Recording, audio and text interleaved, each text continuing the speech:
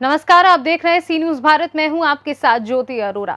वक्त हो गया है न्यूज बुलेटिन का, जिसमें हम जानेंगे कि किस जिले की जेल में कैदी को जहरीले जीव ने सिर में काटा, कहां हाई वोल्टेज करंट की चपेट में आने से जिंदा जला कंबाइन चालक, कहां 25,000 के इनामी सपा नेता मनोरंजन यादव ने कोर्ट में सरेंडर किया। इन तमाम खबरों को जानेंगे विस्तार से, तो आइए नजर डालते हैं इस वक्त की बड़ी खबरों पे। कुछ दिनों पहले एक बाबा अपने चमत्कार को लेकर के विभिन्न बीमारियों का इलाज करने का दावा कर लोगों को ठीक करने का काम कर रहे थे, तो लोग बाबा की जय जयकार करने लगे थे।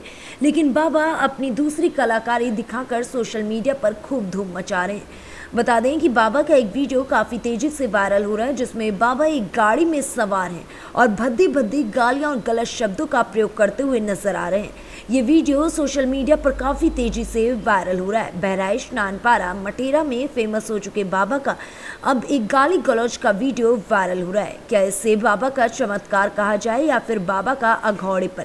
आखिर कहां से आया है ये बाबा, अब तक नहीं हुआ इसका खुलासा, जो बहराइच जनपद के लोगों को अपनी ओछी चमत्कारी से गुमराह कर रहे हैं।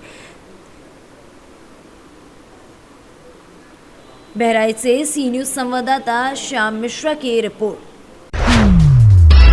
छत्तीसगढ़ देश का प्रथम ऐसा राज्य है जिसके प्रत्येक जिले में सखी वन स्टॉप सेंटर संचालित है। इन सेंटरों में सभी वर्ग, धर्म, संप्रदाय की महिलाओं को एक छत के नीचे उनकी ज़रूरत के अनुसार चिकित्सा, विधिक सहायता, मनोवैज्ञानिक सलाह, पुलिस सहायता, अस्थियां आश्रय, मानसिक चिकित्सा और परामर्श की सुविधा दी जा रही है। बालाउद पुलिस के डीएसपी प्रतीक चतुर्वेदी ने बताया कि हिंसा से पीड़ित महिलाओं और नाबालिग बालिकाओं को सहायता करना, लैंगिक अपराधों से बालकों का संरक्षण अधिनियम एवं किशोर न्याय अधिनियम के अंतर्गत गठित सभी संस्थानों को जोड़कर काम करना सखी वन स्टॉप सेंटर का प्रमुख कार्य है। सखी वन स्टॉप सेंटर के सहायता से 181 112 1090 डायल कर जानकारी प्राप्त की जा सकती है। अधिकारियों के दिशा निर्देश पे लगातार हमारे जन जागरूकता फैला रहे हैं। पुलिस टीम गांव और हर नुक्कड़ चौक चौराहों पर ले जाके अपने जन जागरूकता फैला रहे हैं। इसी तात्पर्य में आज सखी वन सेंटर के संबंध में जन जागरूकता दी जा रही है, जिसमें एक छत के नीचे विधिक सहायता, मनोवैज्ञानिक जो विक्षिप्त है उसको आश्रय देना और चिकित्सा सुविधा मुहैया कराना, ये सब चीज़ शामिल है। साथ ही साथ में किसी भी हिंसक पीड़ित है उसको वहाँ पर रह के काउंसलिंग भी करा। हमारे यहाँ सखी वन स्टॉप सेंटर में अभी तक कुल 681 महिलाओं को लाभ मिला। उसमें विभिन्न प्रकार के प्रकरण हैं, जैसे घरेलू हिंसा, घरेलू वाद विवाद और घरेलू हिंसा के जो प्रकरण आते हैं विभाग की ओर से न्यायालय में भी लगाते हैं, जिसको हम DI और कुल आश्रय में यहाँ पर अस्थायी आश्रय भी दिया जाता है 5 दिन का, जिसमें 378 महिलाओं को लाभान्वित किए हैं।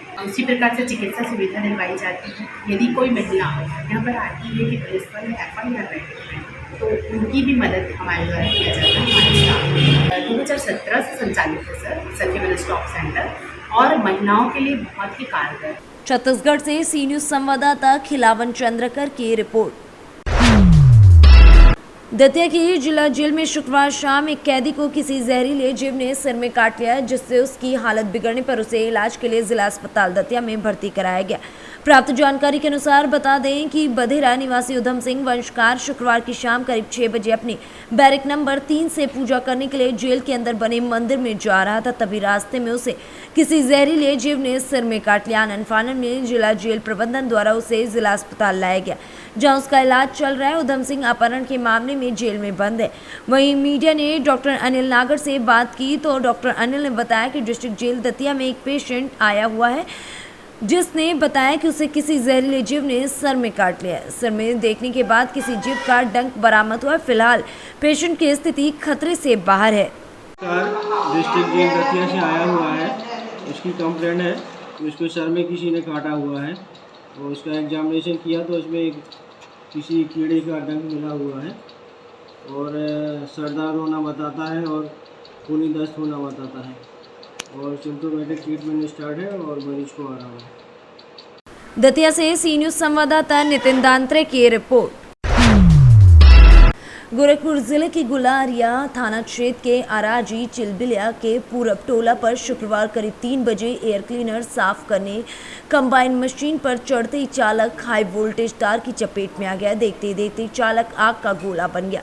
कंबाइन और चालक धुआं धुआं कर जलने लगे। चालक की घटनास्थल पर मौत हो गई। सूचना पर पहुंची पुलिस शव को कब्जे में लेकर पोस्टमार्टम के लिए भेज दी। जानकारी के अनुसार महाराजगंज जनपद के सिंदुरिया थाना अंतर्गत रामपुर मीर निवासी मनदीप शर्मा और संजय शर्मा पुत्रगण सुरेंद्र शर्मा गुलरिया थाना क्षेत्र के आराजी चिलबिलवा के ग्राम प्रधान का कंबाइन मशीन चलाते थे। इस गांव के सीवान में स्थित महाराजगंज के श्याम देवरवा थाना क्षेत्र के कतरारी निवासी चीनी बख्श पुत्र मोहम्मद सफी का खेत काट रहे थे। करीब 3 बजे कटाई के बाद चालक मनदीप शर्मा एयर क्लीनर साफ करने कंबाइन मशीन पर चढ़ा था। गोरखपुर से सी न्यूज़ संवाददाता सतेंद्र की रिपोर्ट। गोरखपुर के गोरखनाथ मंदिर में सुरक्षा कर्मियों पर हमला करने वाले मुर्तजा के भय से दूर भागने वाली पुलिस अब चौरी चौरा में दंगे की साजिश करता व उपद्रव कराने के मुख्य आरोपी सपा नेताओं को भी पकड़ने में अब तक नाकाम ही साबित हुई है। 25,000 के इनामी सपा नेता मनोरंजन यादव ने कोर्ट में सरेंडर कर दिया, लेकिन पुलिस को इसकी भनक तक नहीं लगी। अब पुलिस इसका श्रेय लेने लगी है। उधर पुलिस ने 3 अन्य उपद्रवियों को गिरफ्तार किया।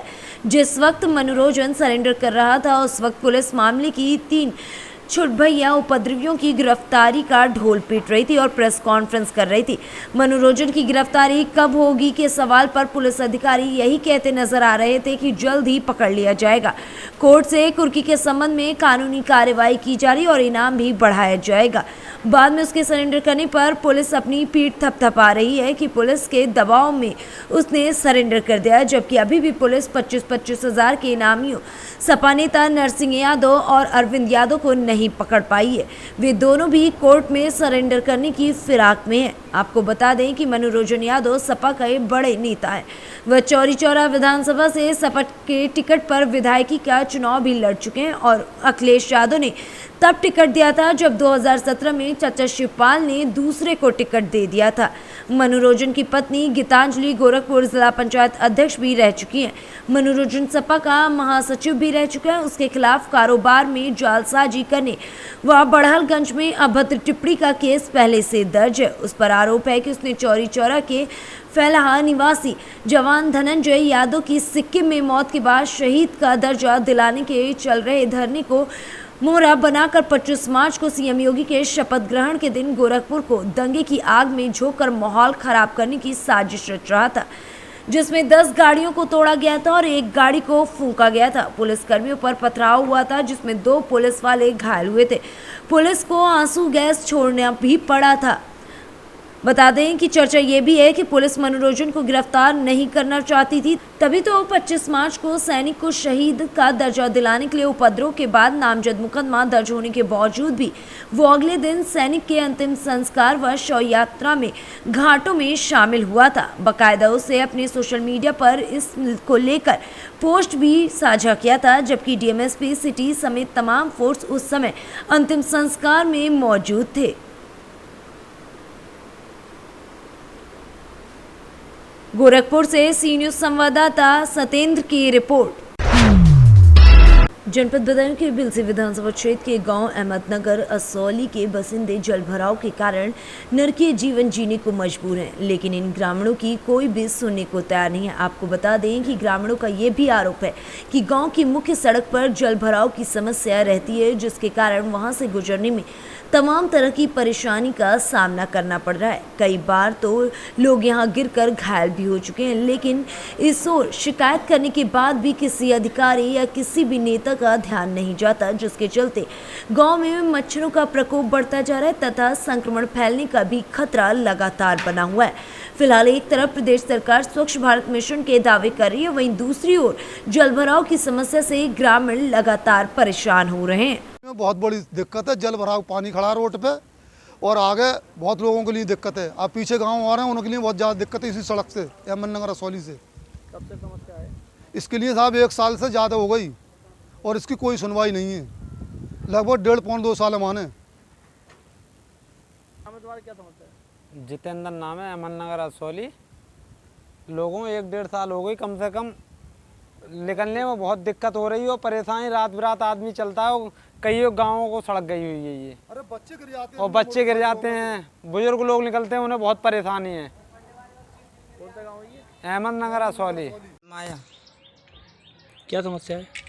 खींच भरी है कि पानी की परेशानी रहती है कि जब 24 घंटा आएगी मच्छर। कौन सा गाँव है? असौली। कब से समस्या है? होगी साल भर तो होगी। क्या समस्या है? अहमदनगर असौली गाँव भैया, मिट्टी ना पड़ रही है, पैसा आ रहा हुआ अपने अपने मकान पर लगा रहा है, प्लस्तर पर लगा रहा है, मकान प्लस्तर करा रहा है, दो जगह बिल्डिंग बन रही है, यहाँ पर मिट्टी की कोई संभावना ना है। कब से दिक्कत है यहाँ? यहाँ हो गई भाई साहब, कम से कम बता रहे हूँ पूरे चौमासे पूरे मुहासे मिट्टी पड़ती है नहीं है यहाँ नहीं पड़ती है कभी। और नहीं नाले पास में बच्चे डूब रहे हैं, आपके लिए मैंने फोन में वीडियो दिखाई थी, देख लो आप। और जे नदी बह रही हैगी और जो पानी के ताई न ठिकानों कर दो, मच्छर के मारे मरे जा रहे हैं, बहुत बीमारी पड़ रही है। हाँ बहुत ही परेशान है लेकिन वारे अगर नो मुतनो सब तरह पानी आ रहा है। कब से दिक्कत है गई 1.5 साल है गई। क्या नाम है तुम्हारा? हमारा नाम नथु है। बदायूं से सी न्यूज़ संवाददाता नईम की रिपोर्ट।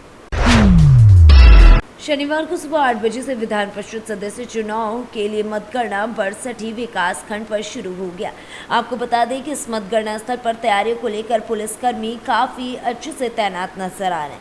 वहीं कोविड का पालन सुनिश्चित कराने के लिए आशा कार्यकर्त्री भी गेट पर स्कैनिंग मशीन और सैनिटाइजर से लोगों की जाँच कर हाथ धुलवाने का कार्य भी कर रही है। वहीं ब्लॉक सभागार में मतगणना कराया जा रहा है। सेक्टर मजिस्ट्रेट के तौर पर अभिषेक कुमार मौजूद हैं। व्यवस्था के निरीक्षण के लिए राजस्व निरीक्षक ओम प्रकाश चौधरी भी पहुंचे। वहीं बरसठी ब्लॉक पर टोटल ग्राम प्रधान व बीडीसी मिलकर 186 मतदाता हैं। बरसठी विकास खंड पर खंड विकास अधिकारी के तौर पर सर्वेश मोहन नदारत हैं और वहीं पीआरबी जवान भी मौजूद हैं। जौनपुर से सी न्यूज़ संवाददाता अनुपम मौर्य की रिपोर्ट। जौनपुर में आज कड़ी सुरक्षा व्यवस्था के बीच एमएलसी का चुनाव हो रहा है। चुनाव में 4031 मतदाता अपने मताधिकार का प्रयोग करते हुए प्रत्याशियों के भाग्य का फैसला करेंगे। एमएलसी चुनाव के लिए 22 मतदान केंद्र बनाए गए हैं। सकुशल मतदान संपन्न कराने के लिए जिले को 6 जोन और 22 सेक्टर में बांटा गया है। बता दें कि निवर्तमान एमएलसी विजय सिंह प्रिंशु भाजपा से चुनाव मैदान में हैं, तो सपा से मनोज कुमार यादव और भानु प्रकाश निर्दल प्रत्याशी के रूप में अपना भाग्य आजमा रहे हैं। एमएलसी पद पर होने वाले मतदान में लोकसभा सांसद, राज्यसभा सांसद, विधायक, जिला पंचायत अध्यक्ष, जिला पंचायत सदस्य, ब्लॉक प्रमुख, नगर पालिका और नगर पंचायत के अध्यक्ष, सभासद, ग्राम प्रधान के अलावा क्षेत्र पंचायत सदस्य अपने मताधिकार का प्रयोग करेंगे। मतदान सुबह 8 बजे से शाम 4 बजे तक होगा। मतगणना 12 अप्रैल को की जाएगी। जौनपुर से सी न्यूज़ संवाददाता राधा रमन अग्रहरी की रिपोर्ट। रायबरेली पुलिस ने चोरों का ऐसा गैंग पकड़ा है जो दिन में रेकी करता था और रात में चोरी की घटना को अंजाम देते थे। पकड़े गए सभी चोर पड़ोस के जनपद प्रतापगढ़ के रहने वाले बताए जा रहे हैं। दरअसल पिछले दिनों ऊंचाहार थाना इलाके में 2 बड़ी चोरियां हुई थी। एक कस्बे में मोबाइल की दुकान में और दूसरी चोरी हुई थी बाबूगंज की ज्वेलरी शॉप से। दोनों चोरियों की तरीके से समानता को देखते हुए पुलिस ने संगठित गिरोह की आशंका के तहत मुखबिरों का जाल फैलाया था। इसी बीच पुलिस को सूचना मिली कि चोरों का एक गैंग किसी बड़ी वारदात की योजना बना रहा है। मुखबिर की सूचना पर पुलिस ने छापेमारी की तो गैंग के 4 सदस्य पुलिस के हत्थे चढ़ गए। पूछताछ में चोरों ने मोबाइल और ज्वेलरी की दुकान में चोरी किए जाने की बात कबूल की है। पुलिस ने इनके कब्जे से चोरी का माल समेत भारी तादाद में अवैध असले और चोरी के लिए इस्तेमाल किए जाने वाले उपकरण बरामद कर लिए। पकड़े गए सभी चोर प्रतापगढ़ जिले के रहने वाले बताए जा रहे हैं। थाना ऊंचाहार जनपद रायबरेली के बाबूगंज क्षेत्र में मार्च के महीने में 2 चोरियां हुई थी, जिसमें एक सोनार की दुकान पर हुई थी और एक जो है मोबाइल की दुकान पर हुई थी। इस संबंध में इंस्पेक्टर ऊंचाहार द्वारा लगातार इस चोरी को खोलने के लिए प्रयास किए गए और उनके द्वारा सर्विलांस और पुलिस की मुखबिरी और अन्य साधनों का सहारा लेते हुए काफ़ी प्रयास किया गया। इसी बीच मुखबिर खास की सूचना में उन्हें पता चला कि कस्बा ऊंचाहार के एक पीछे की तरफ एक खंडहर है, वहाँ कुछ लोग इकट्ठा है और वहाँ पर इनके द्वारा जब छापा मारा गया तो चोरी की योजना बनाते हुए 4 अभियुक्त गिरफ्तार किए गए, जिनके नाम चंद्रेश, लाल जी और अनुपम और सोहन लाल हैं। ये चारों के चारों बगल के जनपद प्रतापगढ़ के रहने वाले हैं। और जब इनकी तलाशी ली गई, इनसे पूछताछ किया गया तो इनके पास से 36 मोबाइल जो बाबूगंज की चोरी के थे और बिल्कुल नए मोबाइल थे जो चोरी करके ले गए, 6 चांदी की पायल जो सोनार की दुकान से चोरी की गई थी और 3 तमंचे और चोरी और जो सेंधमारी के जो साधन होते हैं, सब्बल है, टार्च है, तो सभी चीज़ें इनके पास से बरामद हुई और इनको तत्काल हिरासत में लेकर इनको न्यायिक अभिरक्षा में भेजा जा रहा है। पुलिस अधीक्षक महोदय ने इस खुलासे के लिए इस टीम के लिए 5,000 रुपये की घोषणा की। तो पहले भी कोई आपराधिक इतिहास है? हाँ, ये इनका एक लंबा चौड़ा आपराधिक इतिहास है और जिसमें चंद्रेश जो है प्रतापगढ़ का जो रहने वाला है, इसके ऊपर 14 मुकदमे हैं और अन्य पर भी 5 या 6 से मुकदमे, सभी के ऊपर 5 या 6। रायबरेली से सी न्यूज़ संवाददाता इंद्रेश की रिपोर्ट। जोशीपुर के बुधनी से एक मामला सामने आया जहां बॉलीवुड फिल्मों जैसी कहानी सामने आई है। बॉलीवुड फिल्मों में आपने नाक के मर जाने पर अक्सर नागिन को बदला लेते तो देखा ही होगा, लेकिन बुधनी के जोशीपुर में कुछ ऐसा ही मामला सच में सामने आया है। दरअसल बुधनी तहसील के अंतर्गत आने वाले ग्राम पंचायत जोशीपुर में किशोरी लाल अपने परिवार के साथ रहते हैं। मेहनत मजदूरी करके अपना जीवन जीते हैं। अभी चैत्र नवरात्रि में उनके यहाँ जवारे रखे हुए। घटना गुरुवार सुबह करीब 8 से 9 बजे की है, जब उनके घर के पास एक सांप निकल आया जिसको किशोरी लाल एवं उनके परिजनों ने जान से मारकर फेंक दिया और अपने पूजन पाठ में लग गए। घटना के 24 घंटे भी नहीं बीते थे कि रात को करीब 2 बजे एक अन्य सांप ने घर में सो रहे किशोरी लाल के 12 वर्षीय बेटे रोहित को काट लिया। लड़के के चिल्लाने पर अन्य लोग जागे। वहीं आनंद फानन में रोहित को जिला चिकित्सालय ले गए, जहां से उसे भोपाल रेफर कर दिया, लेकिन जहर बच्चे के पूरे शरीर में फैल गया था, जिसकी वजह से रास्ते में ही रोहित ने दम तोड़ दिया। वहीं परिजनों का रो रो कर बुरा हाल है। बच्चे की जो मौत हुई है काय से हुई और क्या आपने जो पीएम किया तो क्या माप पाया आपने? पोस्टमार्टम में देखा गया कि स्नेक बाइट मार्क्स हैं और पॉइजन के भी साइन हैं। उसके शरीर पे नीलापन आ गया है, नाखूनों में भी नीलापन है। इससे पता चलता है कि पॉइजन से, स्नेक बाइट पॉइजन से हुई है, क्योंकि स्नेक बाइट मार्क्स भी दिख रहे हैं हमको क्लियरली। सीहोर से सी न्यूज़ संवाददाता चंदर सिंह बागवान की रिपोर्ट। इस न्यूज बुलेटिन में फिलहाल के लिए इतना ही। देश दुनिया की तमाम बड़ी खबरों के लिए आप देखते रहिए सी न्यूज़ भारत।